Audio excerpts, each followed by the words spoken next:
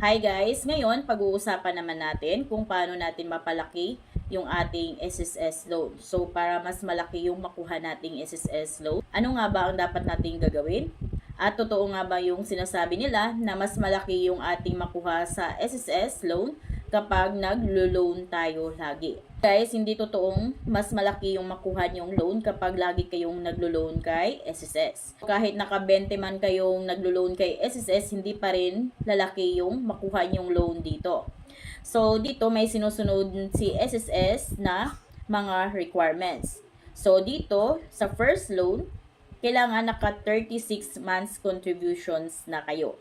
At least 36 months na contributions is pwede na kayong makapag-apply ng SSS loan. So, paano naman kung halimbawa 40 plus or 50 plus na yung inyong contributions or 60 plus? So, yan pa rin is count as first loan. Mas maliit pa rin yung inyong loan. Pero may tinatawag din si SSS na second loan. So, dito naman sa second loan, kailangan naka 72 months contributions na kayo. Yes guys, kailangan nyo maka 72 months contributions para mas malaki yung inyong loan. Kung halimbawa, yung inyong months of contributions is below 72 months, so of course, yan is considered as first loan. So, mas maliit lamang yung inyong maloloan dito. Then, kung halimbawa, above 72 months of contributions, so ito naman is mas malaki. Magiging times 2 yung inyong loan. So, dahil ito ay second loan na, so times 2 yung loan ninyo. So, halimbawa sa first loan ninyo is 20,000 pesos. Then, kung halimbawa naka 72 months of contributions na kayo, ito yung second loan.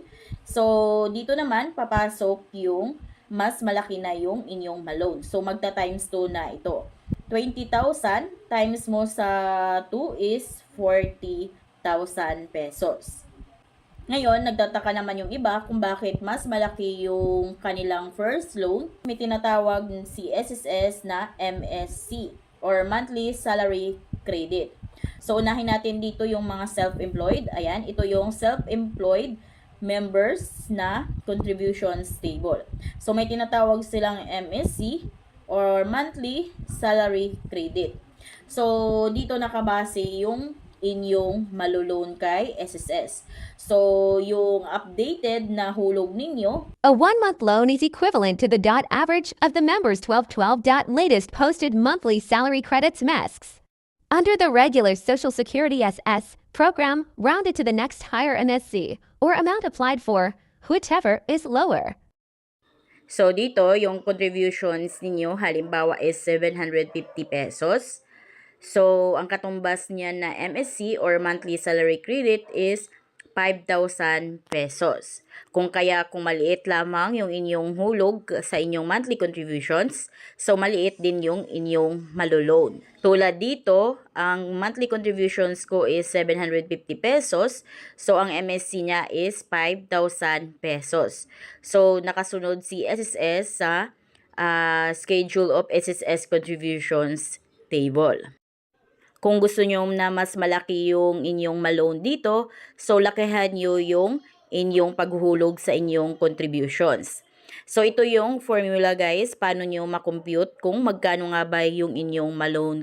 Halimbawa lamang na yung inyong monthly contributions na hinuhulog is 750 pesos. So, ang equivalent niyan na MSC is 5,000 pesos. Kung kaya ang 5,000 pesos, i-times nyo yan sa 12 months or 12 equals to 60,000 pesos.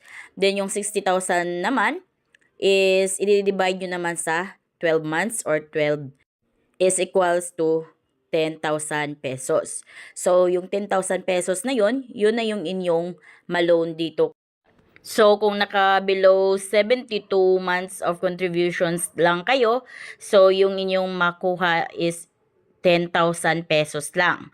Pero kung halimbawa, naka-above 72 months of total contributions kayo, so times 2, magiging 20,000 pesos. So, yung halimbawa lang natin is for minimum monthly contributions, which is 750 pesos.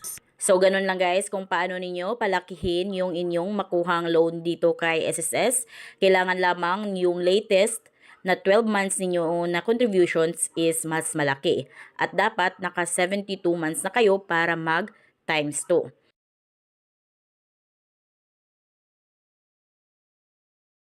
So kung kayo bago dito sa aking vlog, please consider to subscribe para updated kayo lagi sa ating mga informative na mga videos. Thank you for watching!